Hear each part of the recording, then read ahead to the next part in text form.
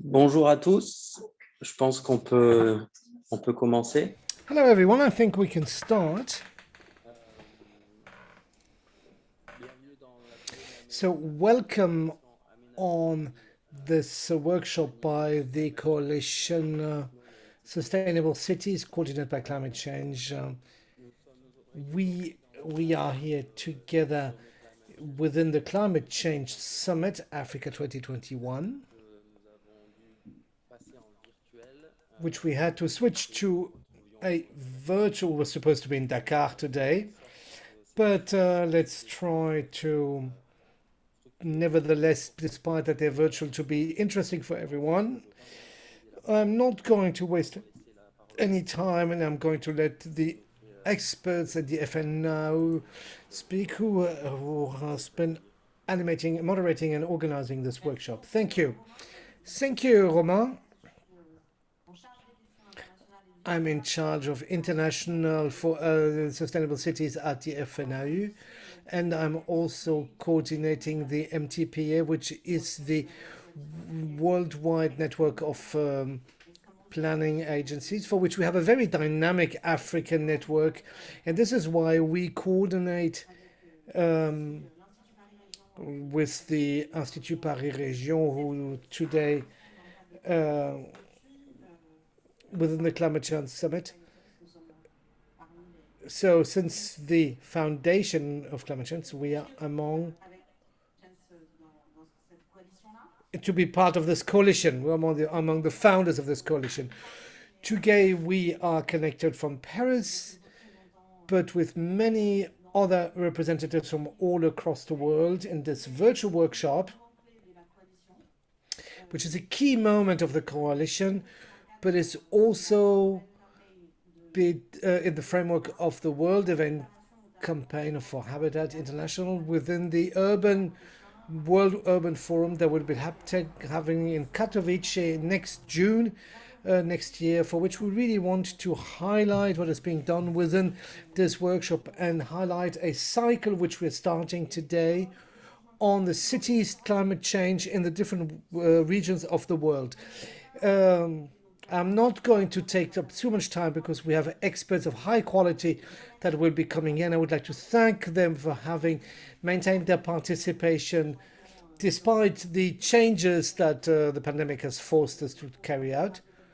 Just to recall you some number of basic rules. Please cup your microphone so there is no interference.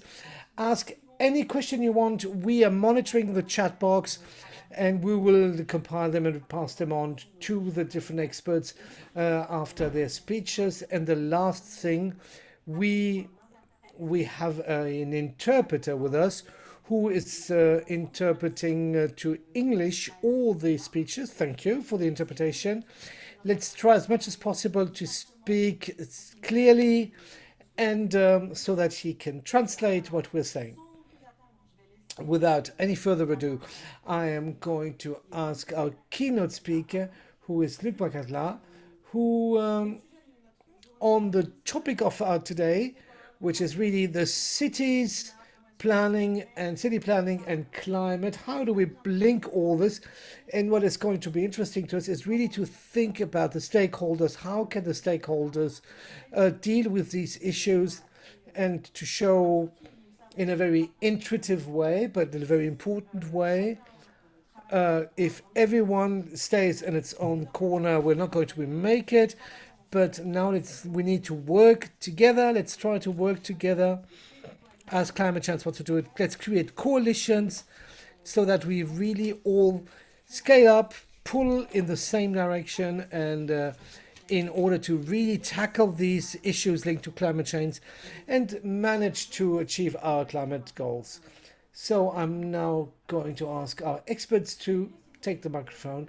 His first speech will be Eco Citizenship and this imperative to transform the African cities to make them engines of sustainable cities. You have 15 minutes for that.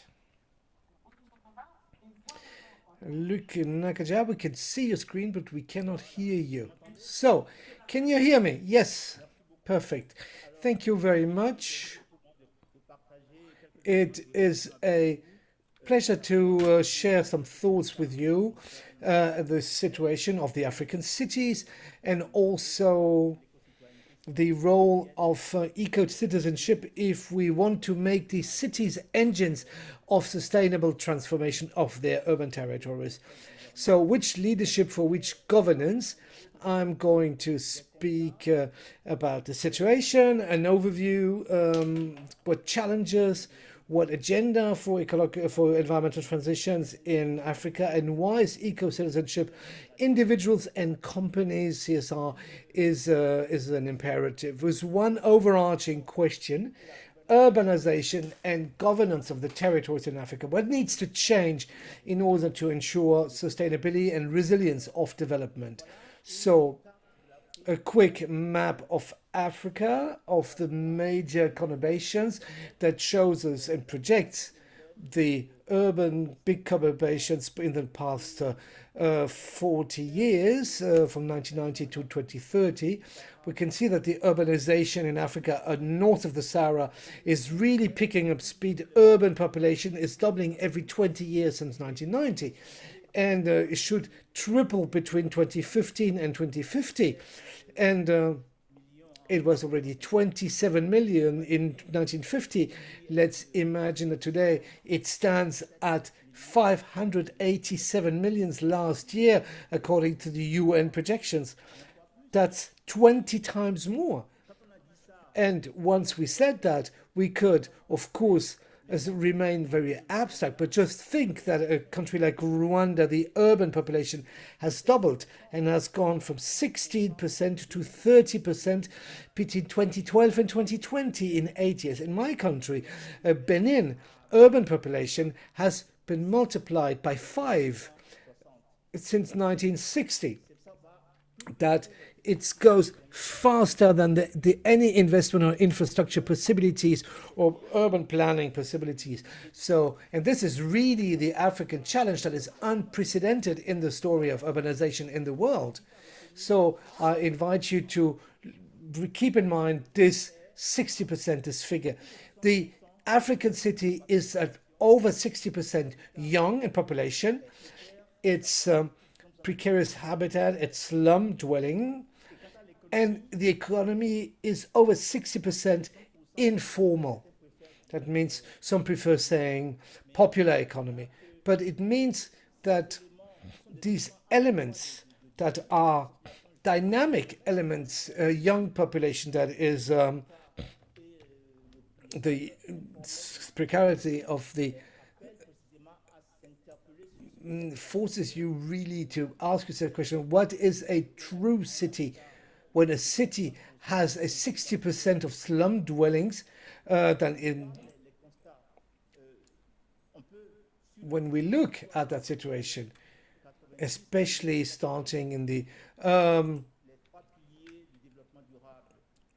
3 pillars of sustainable development, we need to ask, why should we act better?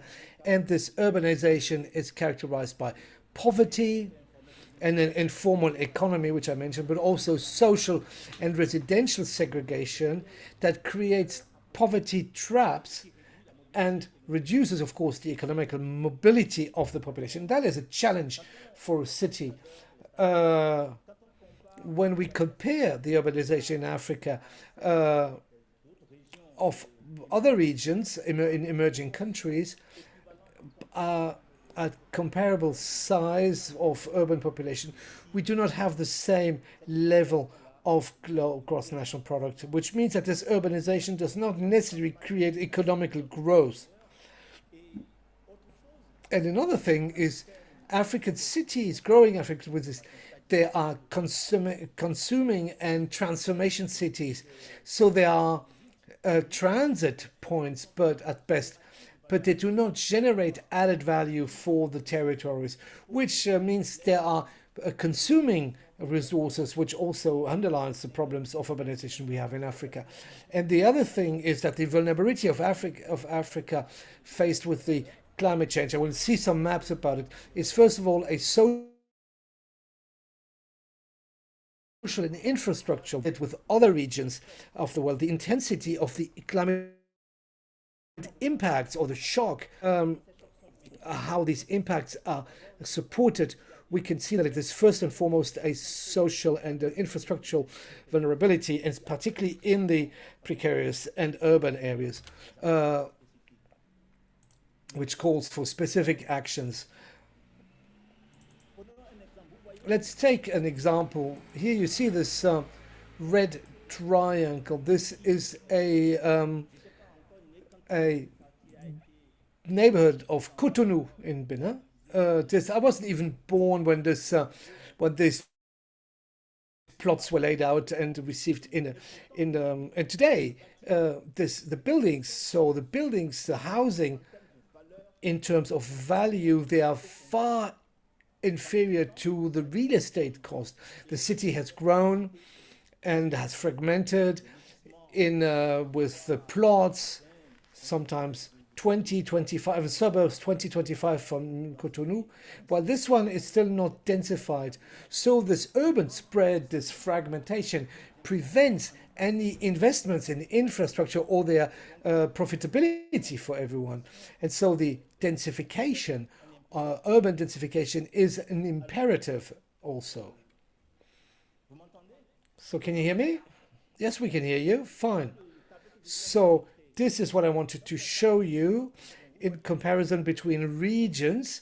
When Latin America was standing at 41% urbanization in the 1950s, the GDP was standing about $1,860 per capita. Pretty much the same in the Middle East for 1968, and East Asia, it was far more. In 1994, it was standing by $3,617 per head. Africa today, at least sub-Saharan Africa in 2013, has 37%, similar urbanization percent, but only 1,018 GDP per capita, which shows that urbanization, if you compare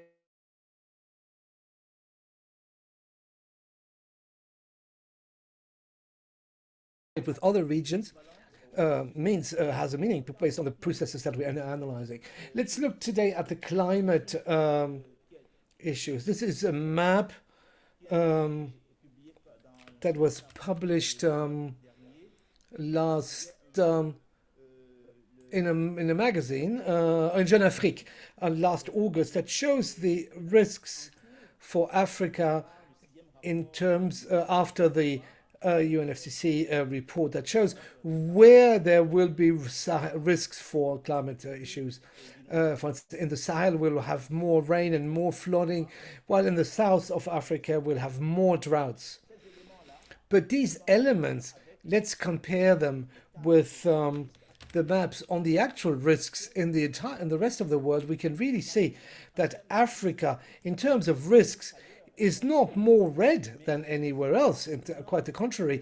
But if we look now at the way this risk manifests itself, in this map, we can see that Africa is almost completely red because the risk, the way it is being lived and impacted, is especially linked to the lack in adaptation capacities linked to natural and climate events. So Africa is really, it's the region that is most vulnerable in terms of infrastructure and social.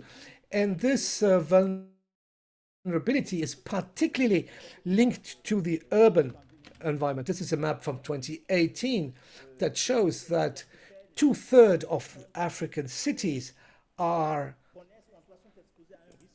exposed to an extreme risk regarding climate change because of the strong demographic growth of the city, of the urban population, and the poor infrastructures. If we compare this to the growth of I mean, what this means for Africa, that they need to develop infrastructure, and that the infrastructures are only 1/3 of what they should be before 2030. So we need to catch up to almost 60% catching up in terms of urbanization. You can imagine the huge how huge the challenge is. This is the city in Cotonou in 2010. You can see that here there's a huge sewage system, and nevertheless it has flooded the city, and the city has been transformed into a river. Here's a city in the north of Finland that has never seen floods of this size. Can we ask, is it just a climate change? No, the analysis shows that it's not just climate change, it's also the way the agriculture is being practiced upstream of the city, which is an agriculture has completely cut down the trees, and that has made that the cities become more vulnerable to extreme climate events. So in 2016, in Banikoara, we had this impact on in fatalities. So if climate change is such a level systemic, then the answer needs to be systemic. So we need to agree on two things: the resilience and the adaptation to climate change. Why? I mean, I know I'm preaching to the choir here, but adaptation designs strategies, initiatives, and measures aiming to reduce the vulnerability of the natural systems and humans against the effects of climate change, while resilient is the capacity of a socio-ecological system to absorb a shock and to come back, to jump back, to bounce back to either equivalent or even better level than before. And this you can only achieve through co-development and co-building resilience together with the population. You cannot decide for them, you need to do it with them. Resilience is part, if you do it for me, without me, then you do it against me. So how can we make resilience, how we can integrate it into the climate process? Three things are offered here. First, integrate the climate risk in the programs for the growth and diversification of a national economy and also the territorial economy.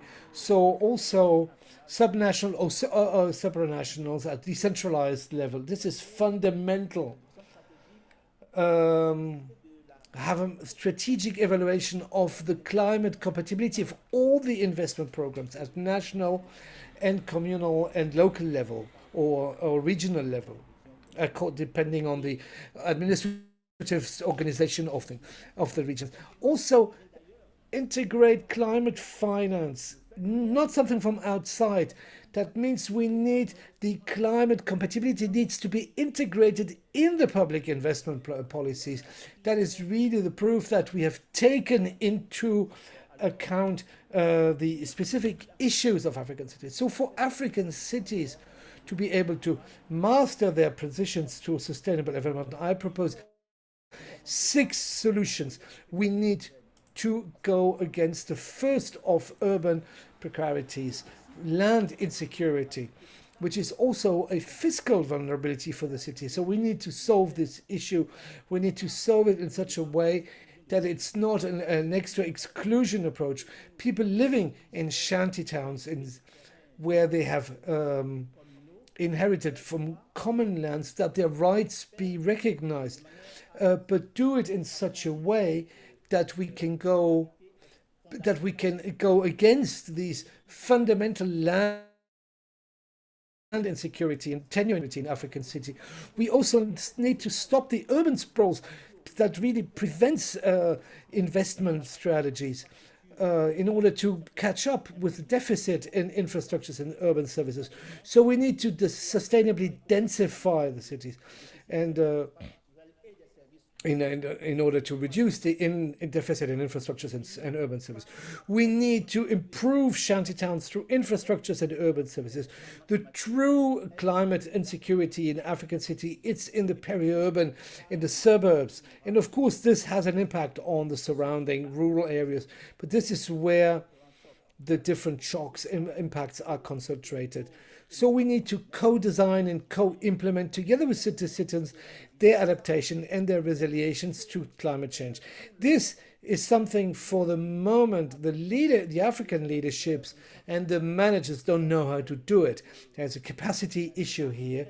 And we think that the vertical approach is the best, but no, it's not the best one, quite the contrary. And actually, it leads to investments that are not relevant, that are sometimes even counterproductive.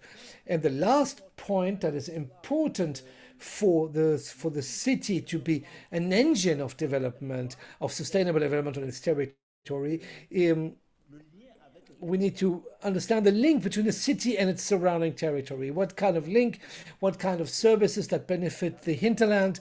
That is something on the table when we're talking about development. The common challenge for all the cities, we need to act as a added value center in order to improve, to be an engine, a driving force for the economy surrounding territories. If we do not do this, Africa is not going to be climate resilient and the one that we want to have for the Sustainable Development Goals of the African Union. So here we have this agenda in 7 points. It's kind of a draft of what I think Africa needs to do, urban Africa needs to do in order to be sustainable. And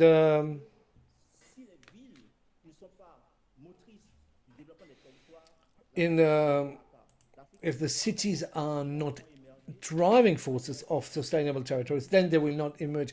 It only be sustainable if the cities are added value centers for the territories. And in order to do this is the public governance. It's the quality of power transactions and initiatives between the state, to which we have handed over the public force, and also private sector and the civil society mechanisms that has this capacity of bringing everyone on board. So these are the challenges that are at the heart of sustainable development, based on the quality of public governance. So what type of leadership do we need? I think Africa at all levels needs leaders that have understood that a city needs to represent the potential, the comparative advantage of its territory, and thus realize the infrastructures and offer the services that will allow the city to become attractive. African cities are very expensive to live in. If we look at the cost of services compared to the buying power we can see that the African cities like Abidjan, Lagos or Dakar are far more expensive than New York, for instance. It's far more expensive to live there. And so that is something holding back investments. And these are the elements that should allow to choose leaders that have understood that will be able to lead these kind of projects, so that because if the city is not performance, the private sectors will not be competitive compared to other cities in other continents or in a globalization that is also part of the picture. So what are the elements of the environmental transitions? Luc, you have 2 minutes left. Okay, I only have 3 slides. I think I will be keeping time. Yes. In terms of ecological transition, we have 6 points, but when we're saying 6, it can be 7 or 3. Energy is still a major challenge. It's actually a very important. Africa can overjump technologies by going straight away to renewable energies without going through fossil fuels, and we have shown that we're able to catch up, but not fast enough.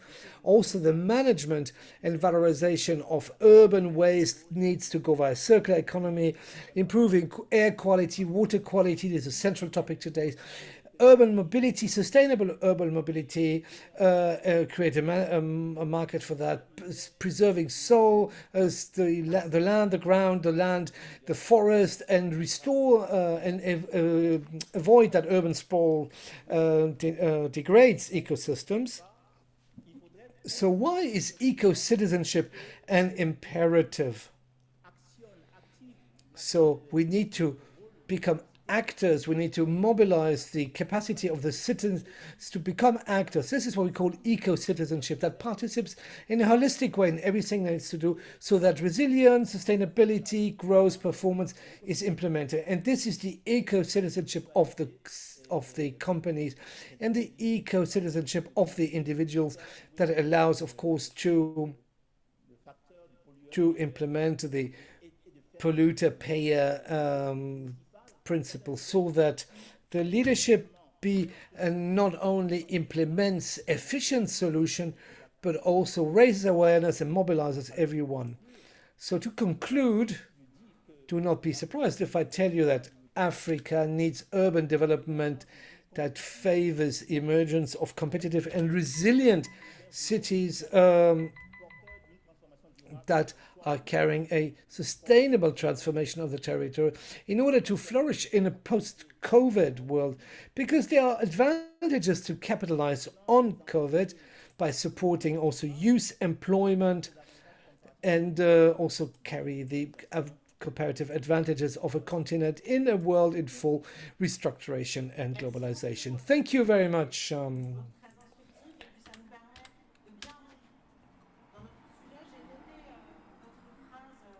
So I noted what you said about climate, a systemic climate change that we have to work on, and we're trying to work on here. We have to see what the stakeholders are doing. Look at the actual cities, the territories, the countries, and the organizations, all of the stakeholders to work together and work together in a better way. So following this introduction, I'd like to look at a very inspirational undertaking, which is within the umbrella of climate change, climate chance. And it's a project that will be on the video that's upcoming right now. Bonjour, je suis Jean-Joël Macaulay, jeune entrepreneur camerounais dans les I'm énergies Monsieur renouvelables, Kone, a le Cameroonian développement durable. entrepreneur, Et and I je work suis in porteur d'un sustainable projet development. dénommé Madibao Africa, un projet répertorié d'ailleurs dans les actions de lutte contre les changements climatiques We de la work fighting plateforme climate change Chance. underneath the IMA platform. En fait, Madibao Africa est un projet portant sur les études et la construction des unités de production d'eau potable Construction, à base de fourrage en eau profonde et in drilling, in alimentés deep water par des drilling, générateurs solaires.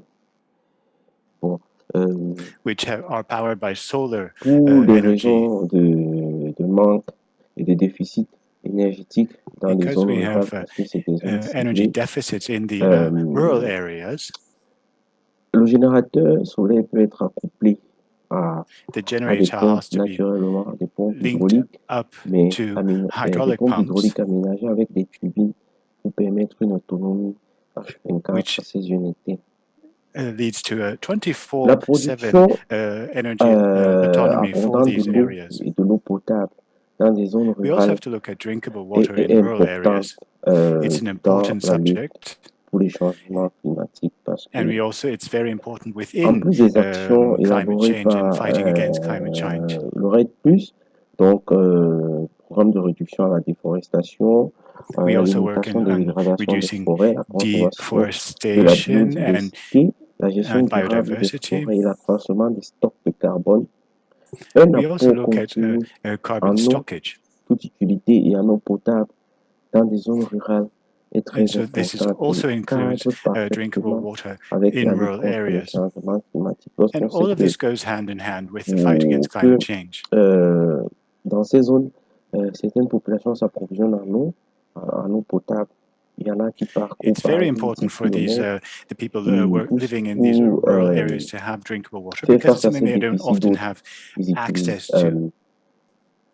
des groupes électrogènes pour alimenter leur forage ou les puits aménagés Et We also en try to plus help them with using de generators la to prolongation de la sécheresse, des sécheresses de have plus en access plus to longues drinkable qui, water. qui grattent les forêts, un feu de brousse pour les travaux champêtres.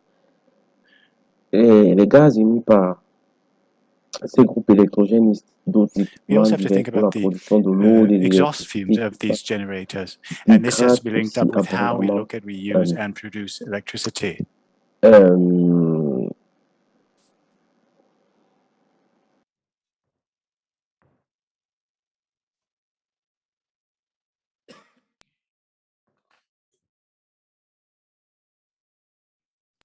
Merci beaucoup pour Thank you very much for showing us what you're doing in your project. Drinkable water and generator use is something that's very important. And there's the link up between urban and rural areas. We also have to think that urban sprawl takes over some of these rural areas. So Aveline Fauré will take the floor. He's a project manager here. And we're going to have a round table as to how to plan climate change. So as Marianne said, let's start up with the first round table. It's a big challenge. We have to look at what's been experienced in other countries to use these experiences, best practices, talk amongst the stakeholders. So we're going to look at a pitch now.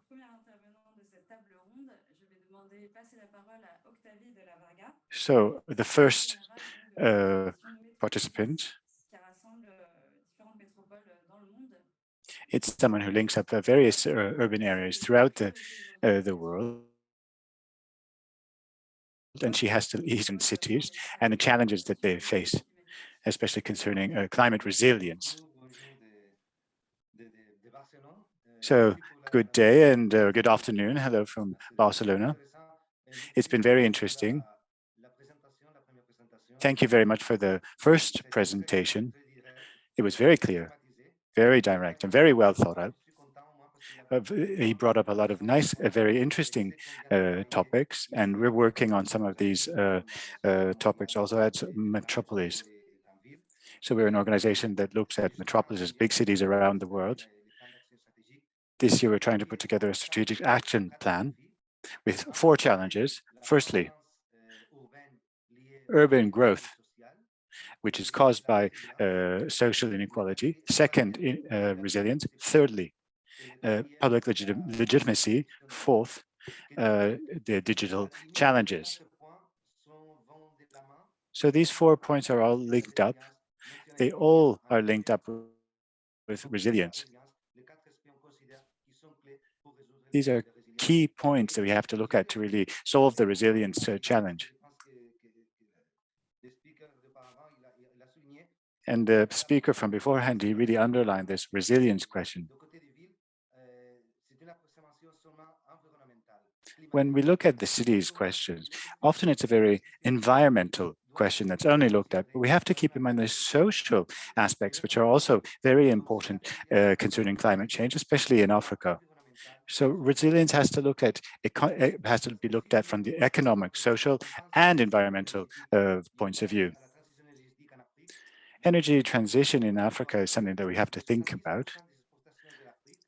70% of exports from Africa are either gas, oil, or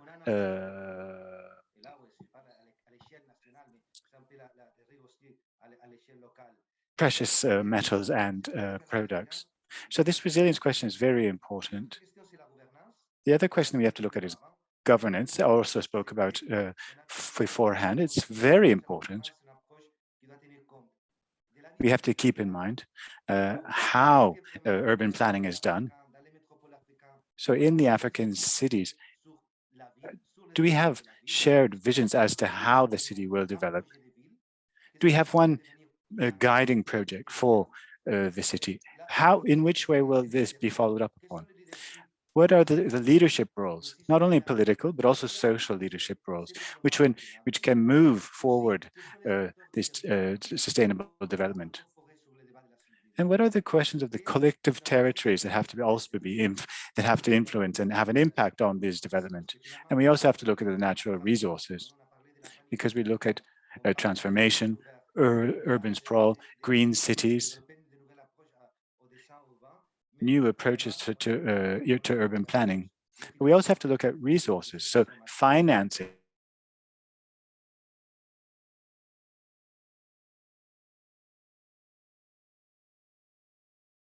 How do we pay for these? When we look at sustainability from an environmental point of view, we also have to look at the resilience of these African cities. And it has to be an integrated territorial approach. So the city cannot be alone. It has to think that it's linked up and connected with the entire region. And also, we also have to look at its impact upon the rural environments. So this project, this urban governance approach, is very interlinked and works together with the various territorial collectives. Sometimes there's a confrontation between the urban and the rural, mid and large-sized cities.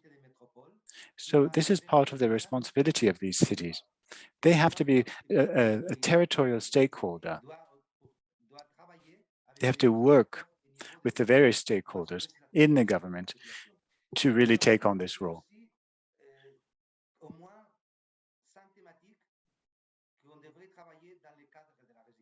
We also have to work within the framework of this resilience. The energy transition is very important. We have projects that we are supporting in various African cities. We also have to look at mobility. It's a big challenge in African cities. Green infrastructure, waste management, water management, and also the green spaces. In Metropolis, we have an observatory, and we're trying to, over the past few years, to put together some indicators in social, economic, etc., environmental indicators. So we have 140 members. We looked at 60 members' activities within 15 African cities. The African cities with the least amount of green spaces per inhabitant compared to other regions. We also saw during the COVID crisis that these green spaces are very important. I can really agree with the previous presentation. And if we look at the risks, the upcoming risks,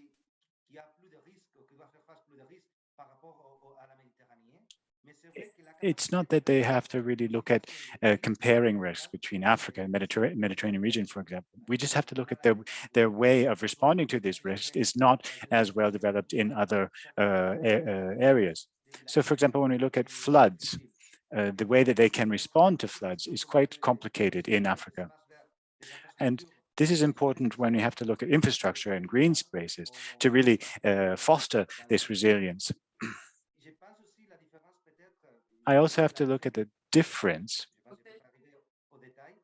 If I won't go in details, we have to compare with other areas of the world. We also can see that in Africa, the development, the urban sprawl is growing and growing, and it's creating a problem for infrastructure, investments, etc., etc.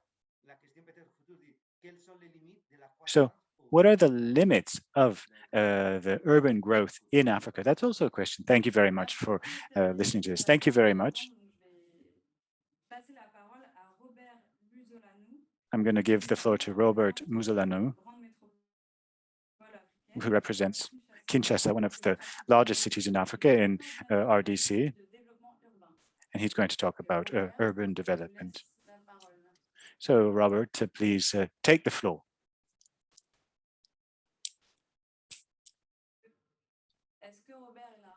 Mr. Robert, are you with us here today?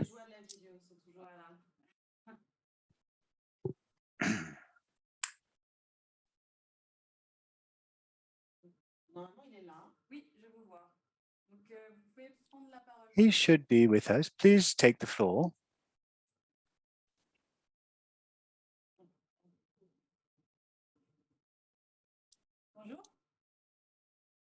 Good afternoon. Do you hear us?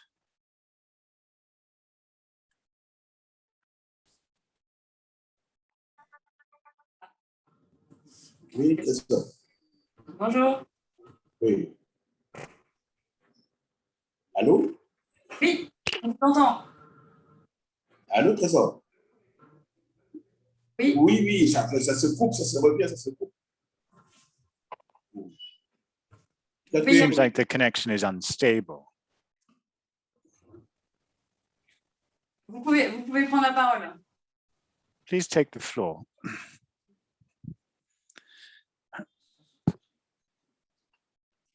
Bon, en attendant que les petits problèmes techniques se résolvent. Let's try to fix this technical problem. So next time we will give the floor to Mr. Amadou Dieng, who is a general director of the Senegalese branch of Reality Group. Do you hear me? Yes, everything's okay. Thank you very much. Good afternoon, everyone. Thank you very much for this meeting and also for the exchanges. It's something that we are very enthusiastic about. We see the various stakeholders who are working not only in Africa, but especially in Senegal. It's important that we exchange and that we talk to each other and see what's happening in the areas of the other stakeholders. We also have to think about the best practices and answers that have been brought to the questions by all of us and really move forward with the best solutions. Thank you very much. So I work as the Director General of, as a General Director of Reality in Senegal. We look at these questions in Senegal. Before coming to Senegal, we had to look at our role as a stakeholder, a development stakeholder in the new city and how to integrate these sustainability solutions within the city. And we responded to this question by really emphasizing interregionality.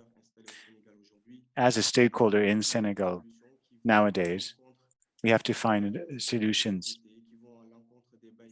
which sometimes do not match up with the owners and the governments, but we have to really make the best solutions for the city itself. We work in real estate.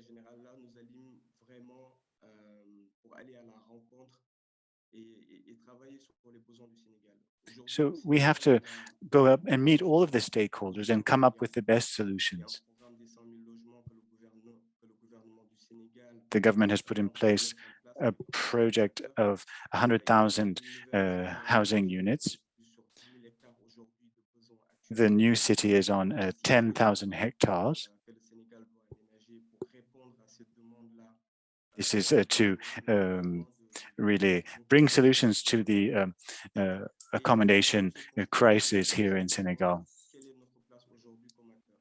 So what do we do as a stakeholder? What are we doing?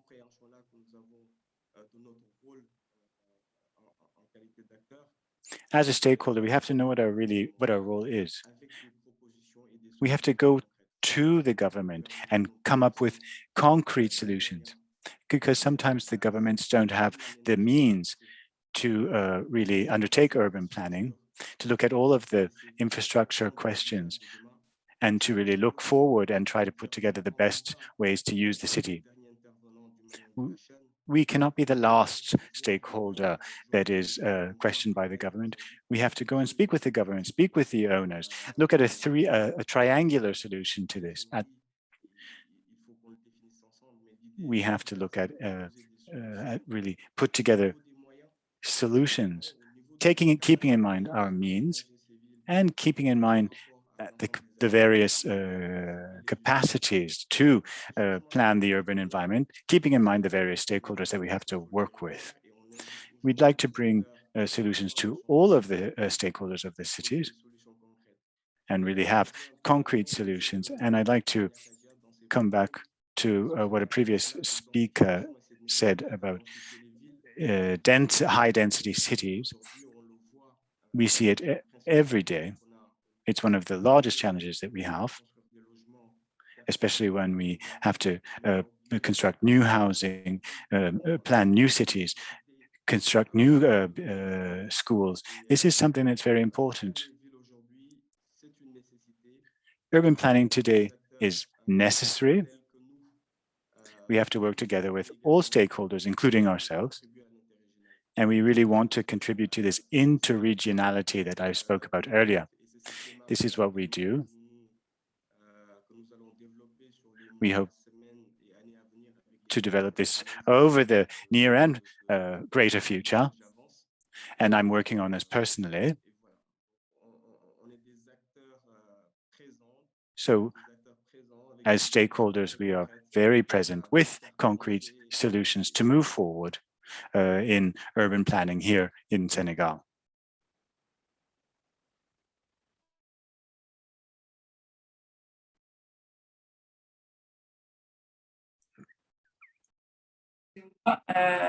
Micro a été coupé. Donc, merci beaucoup, Amadou. Thank you, Amadou, for reminding us that resilience really is something that's brought forward with all of the stakeholders. I'm not sure if Mr. Robert has been able to connect or not. So let's go to our next participant, Samuel Lefebvre, project manager in climate and urban planning within the Agence Française de Développement, the French Development Agency. He's going to look at the strategy that AFD is putting together and the challenges that they are facing to put together strategies concerning climate change and the various big cities in Africa. So, Mr. Samuel. Good afternoon, everyone. I'm here in Paris. I hope you can hear me fine. Thank you to Climate Change and to FNAU for allowing me to speak here today and to share our experiences that we have had with African cities. I am really an operational person. So I'd like to give you a witness snapshot of from one of the funding partners, so the Agence Française de Développement. I'd like to share with you what we can observe in sub-Saharan cities, but also in Africa in general. We work with these areas, and also we have to look at the practical evolutions. So there's a renewed interest for urban planning.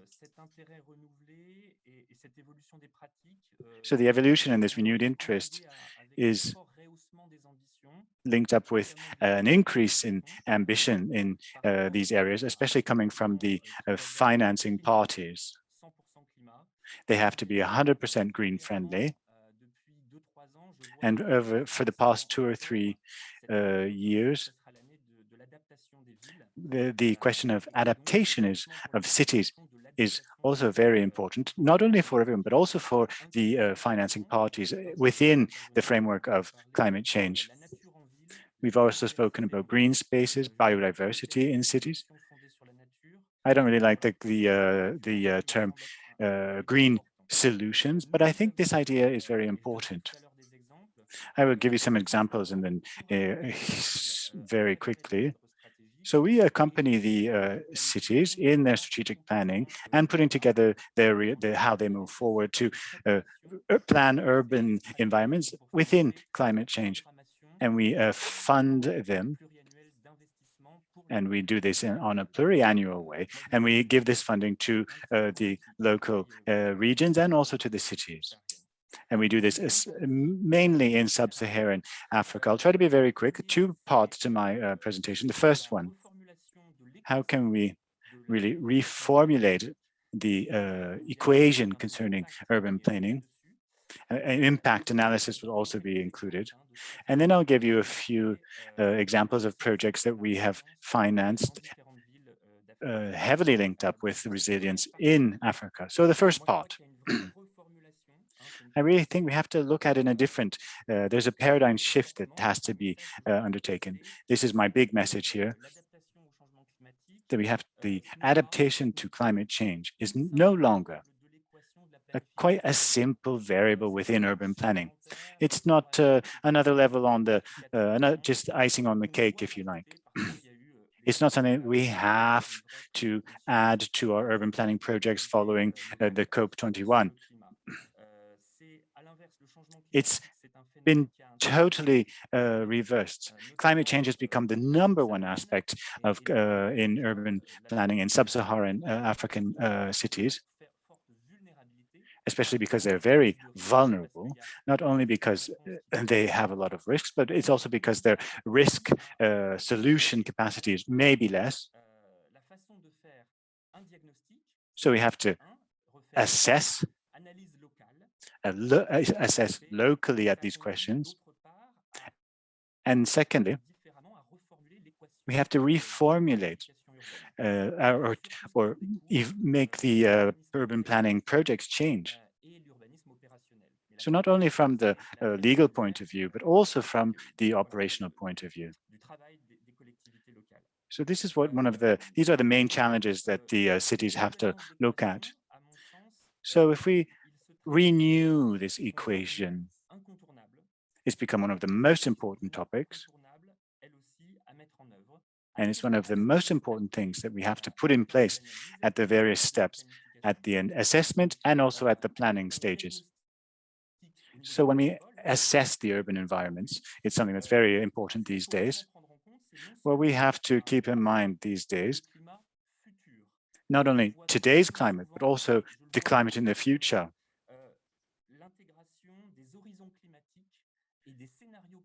We have to keep in mind the various climate scenarios and possibilities in the upcoming years and over the long term. So we have to keep this in mind in the urban planning.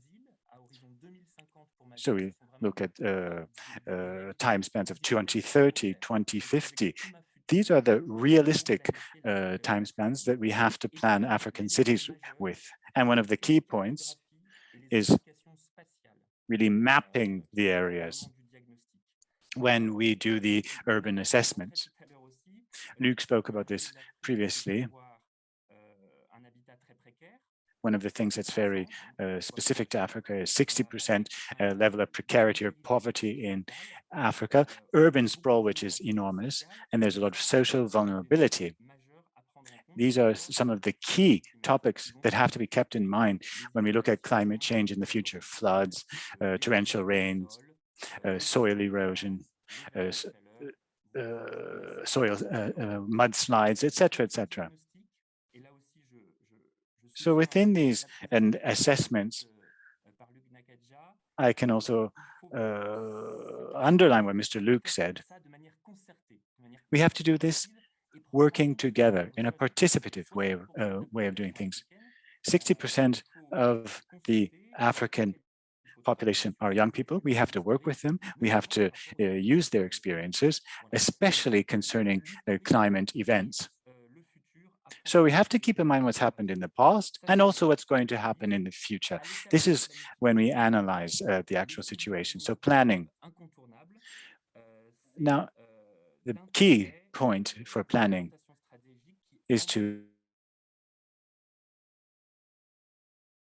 issues into the planning and to see and to involve and include these adaptation strategies for the populations. We have to do this in a concrete, rapid manner. And we have to do this quickly to be operational quickly. So it's important to draft and to put these measures in place with the inhabitants, not for the inhabitants.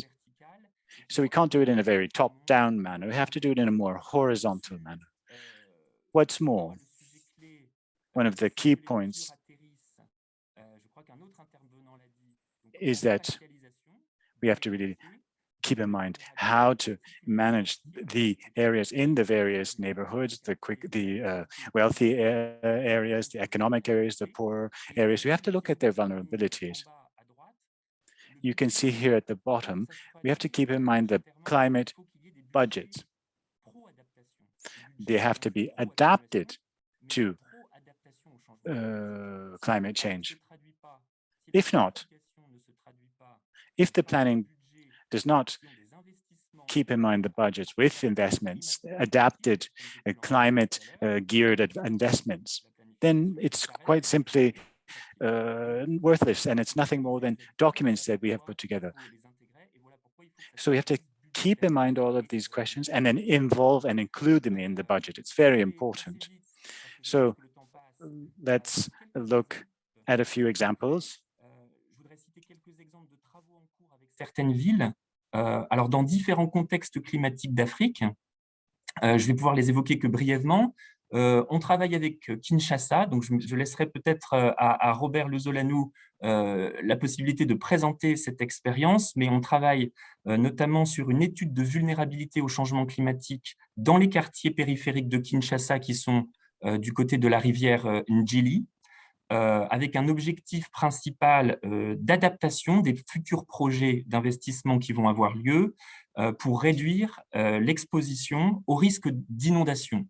Vous l'aurez deviné, au risque d'inondation de ces quartiers précaires, puisqu'il y a des phénomènes d'érosion en amont de la rivière et des problèmes d'inondation, évidemment, en aval. Un deuxième exemple, c'est ce qu'on fait dans la ville du Cap, à sa demande.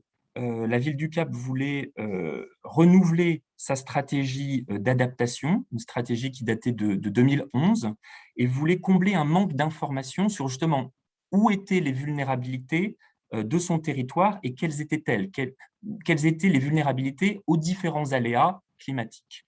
Et ils avaient quelque chose d'intéressant, une volonté de regarder particulièrement les zones d'activité économique, pensant que, évidemment, une zone d'activité économique, si elle est touchée, ça touche l'emploi et ça touche les recettes fiscales d'une collectivité. Donc, ce sont des actifs très importants qu'il faut aussi préserver, sans bien sûr laisser de côté les zones périphériques et vulnérables, mais en tout cas une attention différenciée là-dedans. Donc, on a appuyé la ville du Cap et ça a eu beaucoup de répercussions. Je vais te laisser encore 2 minutes pour conclure, si ça te va. Pas de problème, pas de problème. Je termine avec un autre exemple. Okay, I'll finish with another example of what you can do in Congo, in Brazzaville, in Pointe-Noire. Another example where we've started with the authorities, the starting of territorial climate plans, together with the regulatory, with the local planning plans. So of course this needs to be implemented afterwards, starting with the idea that in Congo there's not just a forest for adaptation, there's also adaptation of the two cities of Brazzaville and Pointe-Noire that have about 60–70% of the population living in it. So I'm going to conclude. I have other examples, but I know that the time is short, so there's an important lever to be used now. As you know, cities in Africa are growing extremely fast. It's a speed train, and a big part of these cities still need to be planned. So it's time to act now, and we need to absolutely implement this tool of urban planning that includes the pillar as one of the major pillars, as I've tried to show you. Thank you very much, Samuel, and very thank you for having reminded us of the importance of the integration of climate issues in urban planning. We are now see if Robert is among us, so he can take over. Yes, I'm going to continue along the lines of what Samuel has just said regarding resilience to climate change. We have two major projects here in Kinshasa that are financed by the French Development Agency.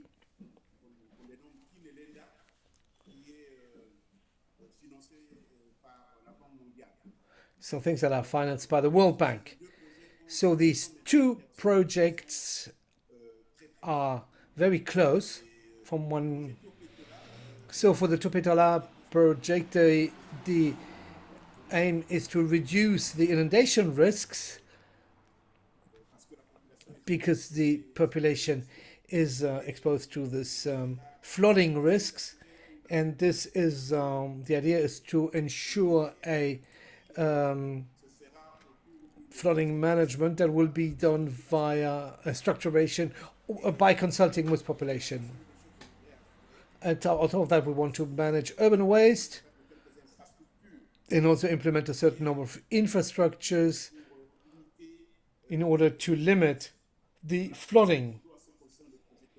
So this is what the Tropical project and the Kinelida, which is financed by the World Bank, which half of it is in the sector of water treatment and water quality by building an infrastructure of water treatment, of wastewater treatment, and the building of certain number of pumping stations. There's also a component on in 4 neighborhoods to manage extreme climate events, where we will implement measures where we'll be trying to do waste management in order to go against flooding risk, because most of the waste is thrown into the rivers and to the waterways, and this of course contributes to flooding. They're thrown into the side, into the gutters, and then they go into the waterways, and so there will be activities carried out at this level, and particularly the building of cities and specific infrastructures in order to go against flooding and erosion, and also waste management with a certain number of waste treatment centers and transfer case, and at the same time in order to rehabilitate the landfill that receives all the waste from Kinshasa. This is more or less what is going to be done, and this will be done under the supervision of the development cell agency of Kinshasa, which I have the privilege to manage, that has been specifically implemented by the city management, and that implements the setting up of 2 important planification tools which we have implemented: the urban strategy document and the EDDK, which is the directing transport management plan for the city of Kinshasa. So they will be in charge with implementing these 2 elements. And here we are basically serving as a platform for a certain number of institutional partners that are participating in the planification of this project. And we also have a management function together with a certain number of finances and local authorities. Of course, we have a project of restructure the case cell in order to ensure the strategies, to manage the strategies, in order to better manage the urban development and ensure the operationalization of the planification tools. And also this department will also provide assistance and tools. I hope that I have been understood and that everything was clear. Thank you very much for the timing. It's very interesting to the creation of the cell. It really shows that the city of Kinshasa has really integrated all these elements in this climate change strategy. Without further ado, I'm going to pass the microphone to Mayadou. Thank you to everyone who was around this first round table. We are also already starting to discuss the issues of responsibility of the various actors. This is something that has been mentioned earlier on, the companies, the finances. My proposition is that we go straight over to a second round table, which we said, what are the changes on the des acteurs et puis après on essaiera dans un temps un peu conclusif de revenir à cet écosystème cher à Luc Nakaja. Alors peut-être première intervention,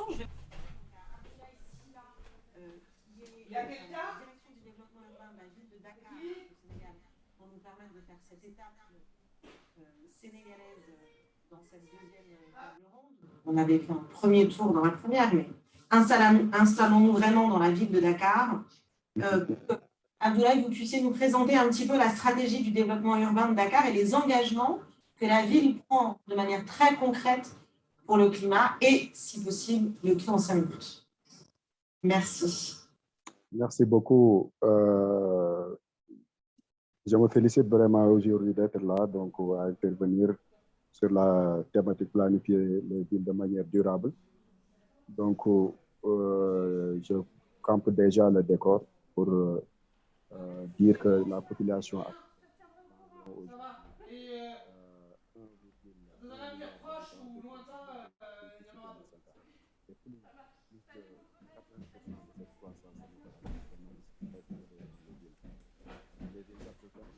représente des enjeux majeurs en matière de croissance économique, de pauvreté et d'inégalité, à l'eau potable, à l'énergie, à l'assainissement, de mobilité. Pour revenir à la ville de Dakar, il y a un fait important que je veux étaler, c'est la croissance démographique qui explique toute la stratégie de la ville de Dakar en termes d'intégration des changements climatiques et du développement durable dans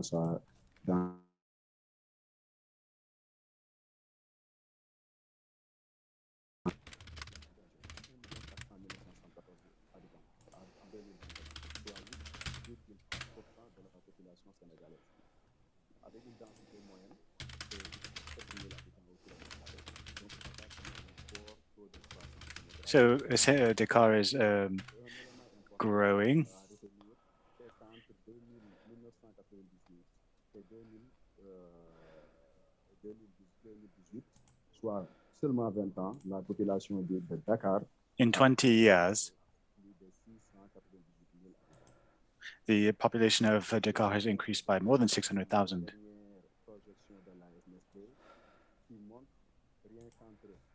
When we look at the AFD projections between 2021 and 2025,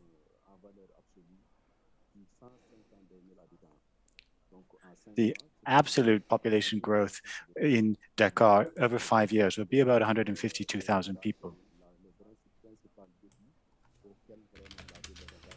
So it's a big challenge that we have to face. So within this context of urban explosion, population explosion, and urban planning,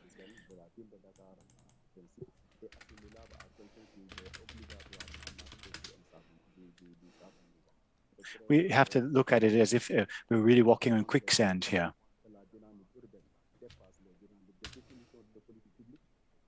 Because what's happening in the cities is actually going over and above what the political urban planning has set forth. So it's one of the big challenges.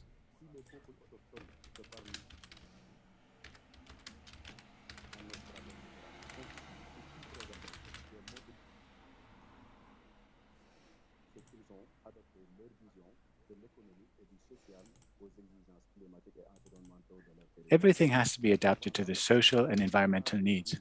However, most of the African cities are governed really by economic interests.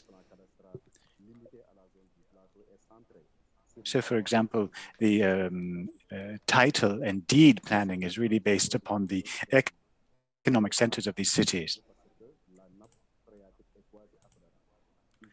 We also have to keep in mind that the water table is decreasing exponentially. We just have to look at what was happening, to compare what was happening in the 40s and 50s to see the difference with today.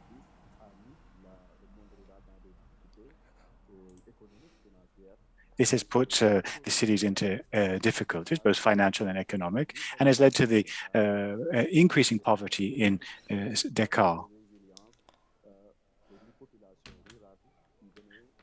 I think one of the key factors is this urban movement of rural populations. This has a big impact on the economy. 50% 50% of Senegal's population is in Dakar. Dakar is really the economic and business center of Senegal in all aspects. So it's type of like an angry dragon, if you like, within the country. So it's the challenges that we face here in Africa are totally different from those that when you look at urban planning in Europe.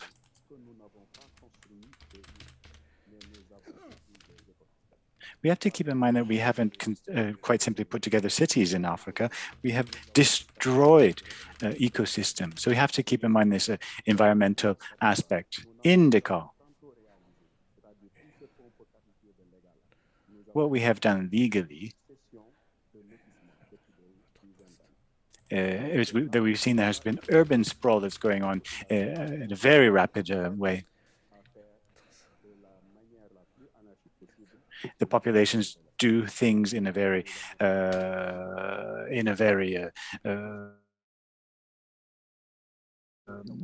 close to anarchy. A lot of informal activities have started to happen in the cities, and this government was not able to put together a public transport system. So an informal public transportation system has started up. Since 1967 until 2017, when we put together the urban planning project in Dakar, there was really no vision.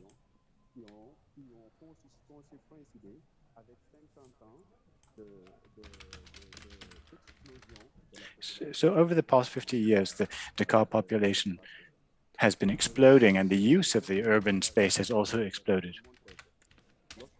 So I'd like to show that if we don't know what's happened in the past, we do not know which way how we're going to move forward.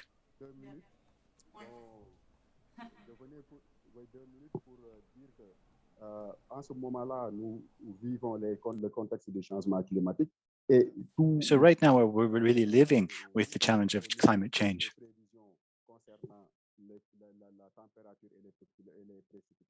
And you look at the forecasts concerning precipitation and temperatures,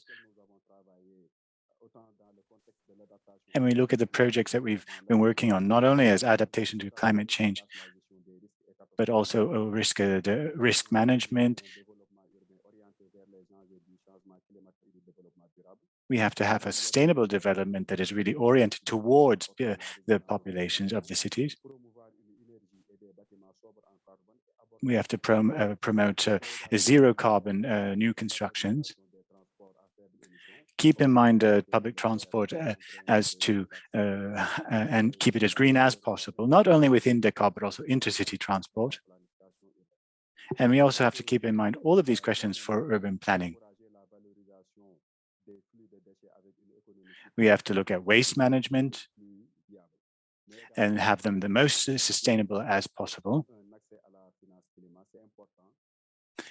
This will allow us to access climate financing. It will allow us also to reduce vulnerabilities. And this should be taken in mind, kept in mind when we look at international financing. Thank you very much for having taken over. This allows us, and to be brief, you have well explained the transition facilitated through the role of everything of climate in the GDP, in the weight of the companies, by calling for the implementation of a program. What I propose now is that we have the implementation of Luc Belot, who is the general manager of the LT, who is going to explain to us what he's working on, what is a mission company, because you are a mission company. We're interested. Can you tell us what a mission company is and why have you done that? And concretely, what is it? What's the relationship with the climate? What does it change? Okay, in 5 minutes, thank you, Marianne. I'm going to link back to what Abdoulaye said, who has really recalled the challenges we are facing and why today NETI in growing it decides to implement the reality of its objectives, and particularly environmental goals, in a status with strong commitments around environmental challenges. First of all, we wanted to really structure what was already was the company. We have been existing for about 25 years in the way we work with the territories and the projects, with this idea to really be territorial developers, which is the core of our activities. So the infrastructures and the usages. Very often, we're not just here to make a building, pour some concrete, take our margin and get out. No, we really want to focus on the quality of life, and we need to transfer that in the core trade of territory, and that we can only build an infrastructure. We've really thought about the reality of the usage that we do around it, especially with my own teams, when we're working on large projects and in urban challenges on entire neighborhoods.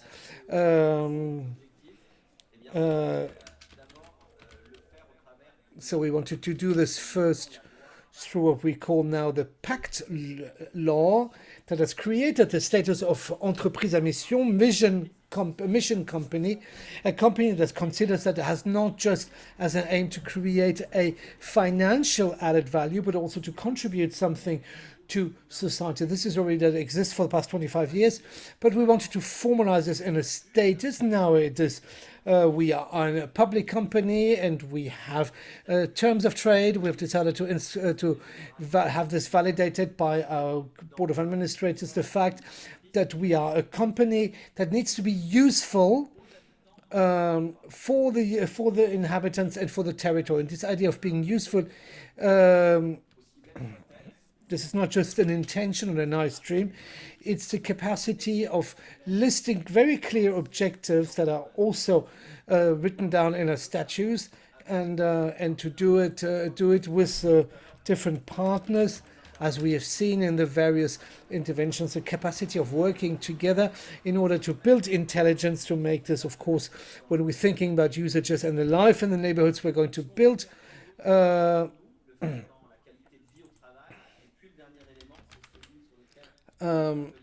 And the last element, of course, is the challenges of neutralizing our environmental impacts. And all these things we need to be thorough, because this is only the first stage of the rocket. It's maybe the simplest one of a mission company by the Pact law, but there is also another point is where we need to go all the way. We do a mission committee with experts on different topics that come and challenge the strategies and the policies of the company.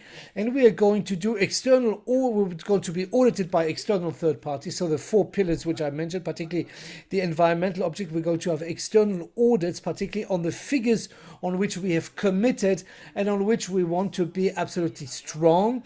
And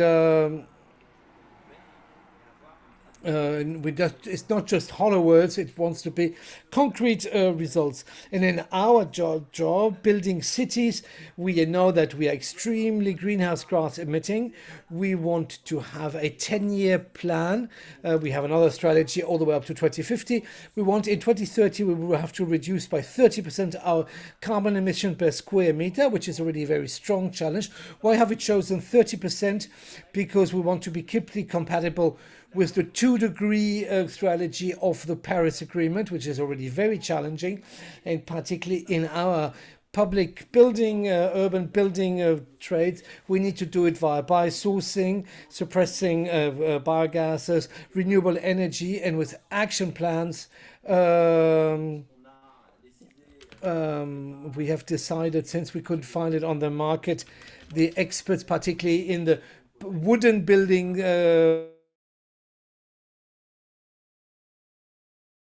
competencies, that does wooden infrastructures in 2D, in 3D. It's a robotized structure, and we are going to open one of the biggest production lines of wooden infrastructure plant in France. We really want to reduce our emissions, but beyond our reduction,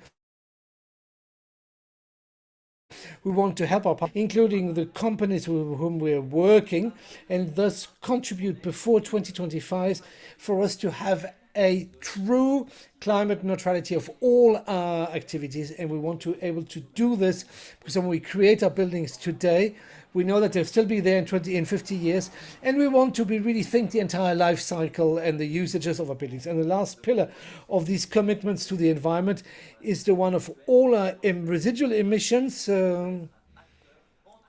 We want to be actors, and we want to stakeholder entrepreneurs in our carbon activities. We already invested a number of millions today in Compagnie des Amandes, who's contributing in the south of France for the moment and wider in the world to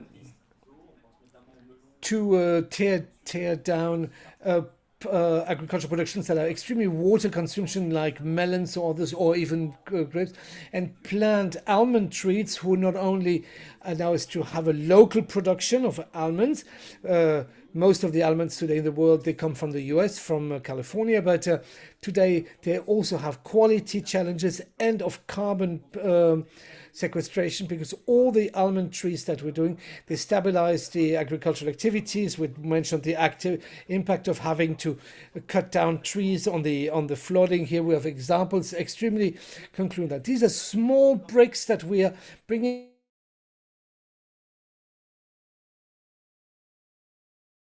here and there in the puzzle, but when we bring 2050, this is a useful company. We want to be useful. We want to have the capacity of recreate truly trust between as a company that is between a pro-profit company that always keeps in mind the fact of having an impact on the common good. And this is really the way we like Amadou was saying in Dakar, the example was giving for Senegal and for Dakar, it was very telling, and we want to really ensure that even proved through all external audits that we can be challenged, that we can keep our commitments, and that we find concrete measures. We do it at our level. We are a group that has invested in at least 800 million of development last year. Today we are in the to keep our commitments over the long term and to equip ourselves with a methodology, with status as a mission company, and to ensure to all our partners that we have the means, that we implement the measures. It's a work in progress. We are only at the beginning of our story, and we want to really write this adventure together in the challenges, environmental challenges that we want to meet, to work together with all our partners in the reality and the transformation of our trades in order to be far more respectful of the environment, better than what we've done in the past year. Thank you, Luc, for this very fast-spoken intervention. Through the testimony of Luc and Amadou, we wanted to show you how private partners can be working also in Dakar and in France. I'm now going to give the word to Luc Parent as planners, because if you set up an initiative for African sustainable cities together with planners, and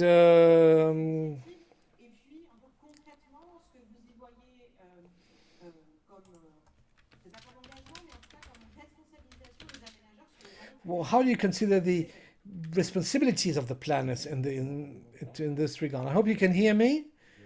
I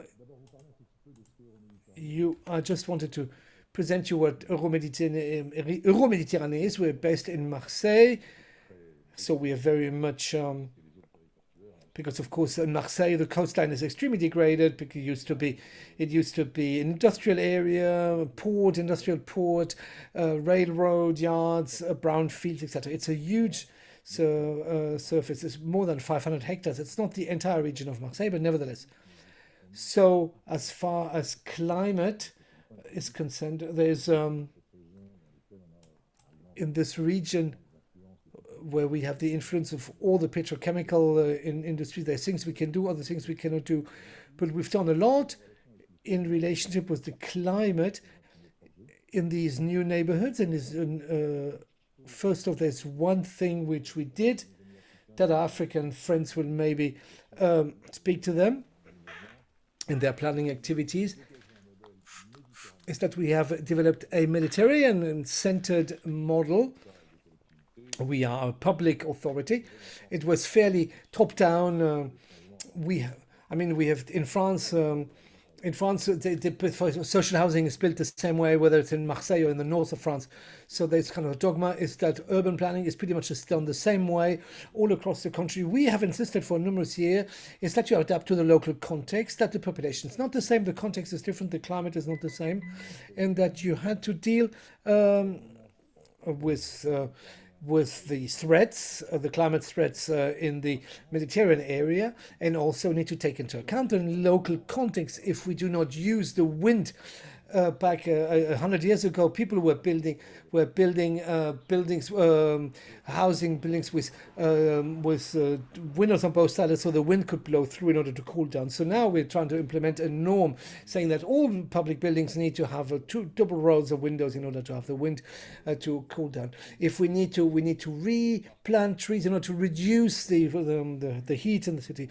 We need to regulate the water flows that naturally are going to come pouring down in the cities. So we did do a lot of things already, and we are confronted with a sociological Mediterranean, even Marseille-centered reality, because you don't build houses in Marseille or plan urban centers in Marseille as you would do in Lille in the north of France. So we do not do things without taking the time. You need the time, but also you need to mobilize all the collectivities, all the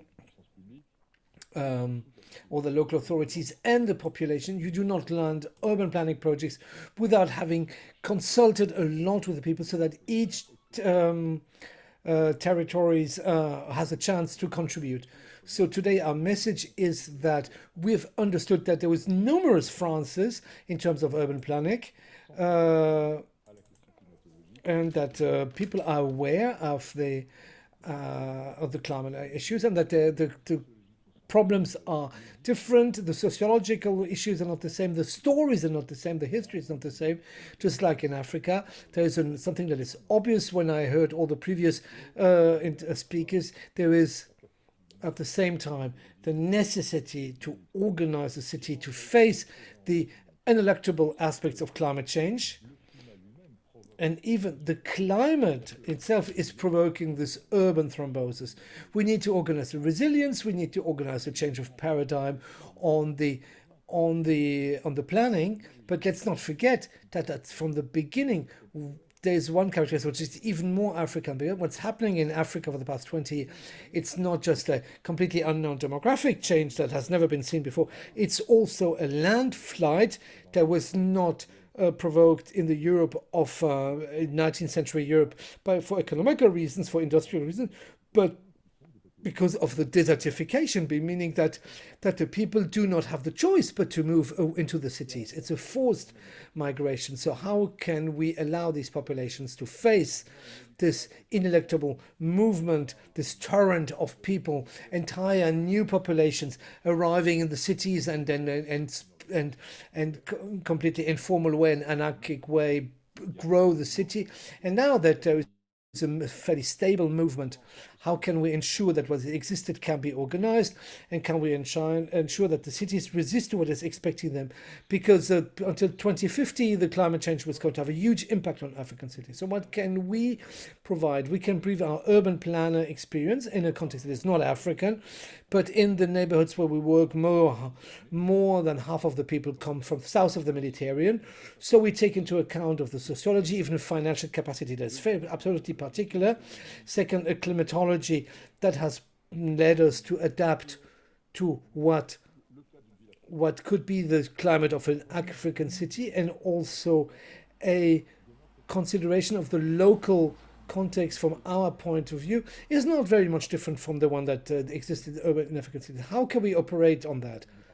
We're kind of learning by doing. In Marseille Marseille urban planning stopped 40 years ago. At one moment, we had to look back and say, okay, how are we going to decide? Because even the French president had decided to do a summit on the African urban sustainable city, and we said, okay, we need to go into that.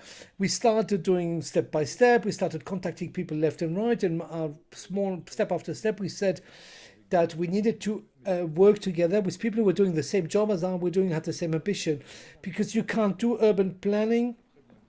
As Luc Agaja said, we cannot do urban planning, and it's really urban planning that Africa needs. It's really a vision that takes it upstream and that integrates all the dimension of what we call urban planning. I prefer aménagement in France. That takes the entire concept upstream, all the context, all the aspects, all the factors, and integrates all the functions that are today what the urban planning agencies, that they draw on the paper of everything that has been listened to previously and then develops to plan. But we know that when you become operational, particularly when you have an operational system, the public authorities, they have an essential role, but they cannot face what we call the agility, the captation of best practices in order to face the subject, the fact that we can implement the technology in the management of cities. This is only the private sector that can do it. There is this first public aspect that needs to be informed in terms of government. There is a private sector that can only be encouraged if there's reasons, viability reasons, economical reason for them to implement that. And the third one is the civil society. In these three pillars, that Mr. Latajan mentioned, it's the role of the regulator, not the planner, the regulator, the authority.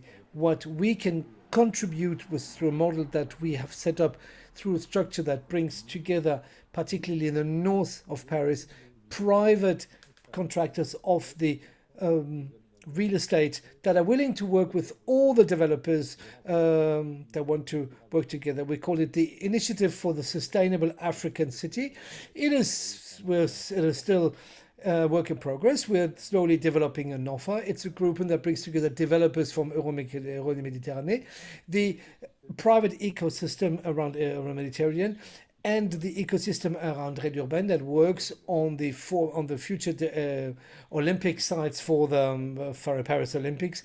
So we would be able to provide an experience and maybe even ensure that in Africa, and not just in French-speaking Africa, we rediscover that it's kind of that it's the French people who invented basically urban planning, this idea that you plan a city, and you can see that when it's the public authority that decides of urbanization, it does not listen to private society or the private sector.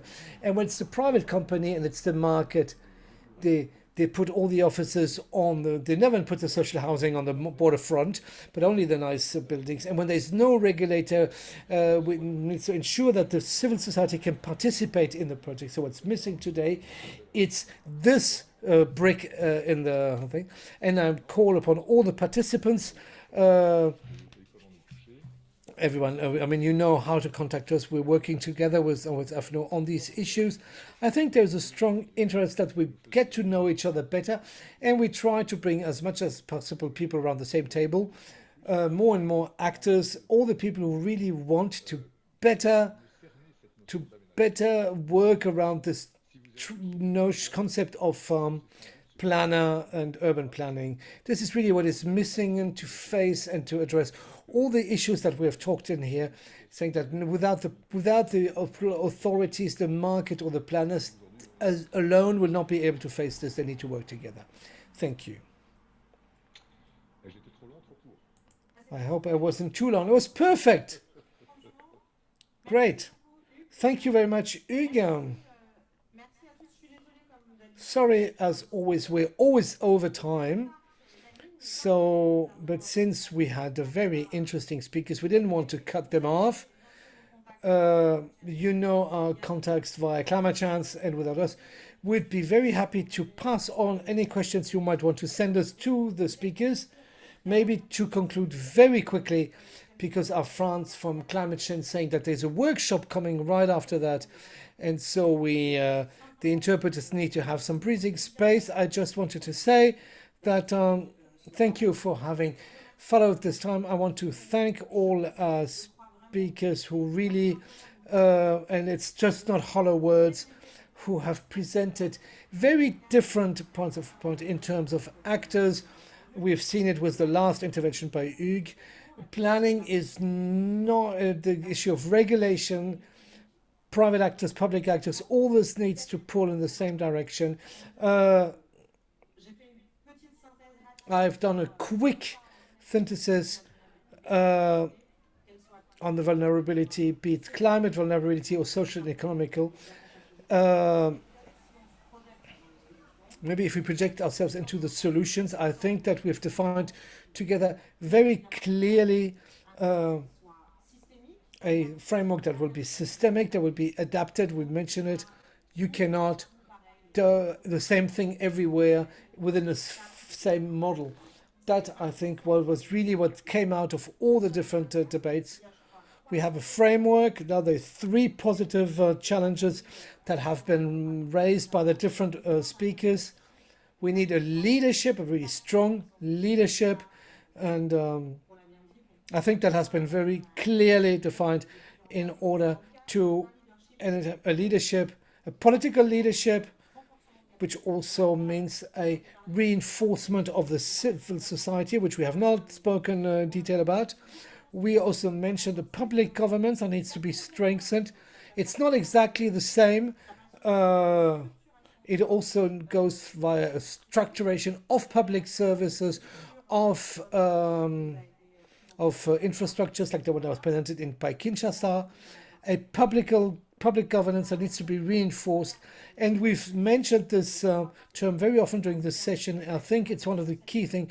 It's the issue of responsibility and of the metropolis and their accountability, the accountability of the companies, and clearly also the accountability of the elected members and of the states to definitively be in a clear approach. And then also 3 political tools, which we mentioned. We spoke about planning. So let's talk about planification and planning, so that the urban urban planning agencies, and I agree, it's a cycle. Planification and planning is a cycle. It needs to work on both legs, else it's not going to work. The second tool is the question of financing, which mentioned with the ALD and also with Luc. Green finance, it needs to be ambitious. This is part of the topics. And the third tool, which we have not really mentioned today, but we could talk about this in a future session, it's the issue of the evaluation and the monitoring. In our projects, we need to have KPIs, objectives, and it's by evaluating if we meet these objectives that we will be able, I think, to move concretely on these issues of adaptation to the climate change. So I'm going to stop here by thanking Climate Change and their trust that they have, and also all the people who have worked with us on this session, and of course the interpreters. Thank you very much. The recording of this session will be available together with the PowerPoints on the Climate Change website. I wish you a nice afternoon for those who it's still the afternoon, and have a nice evening for those who live in France. Or friends, thank you. Bye-bye. Merci, au revoir.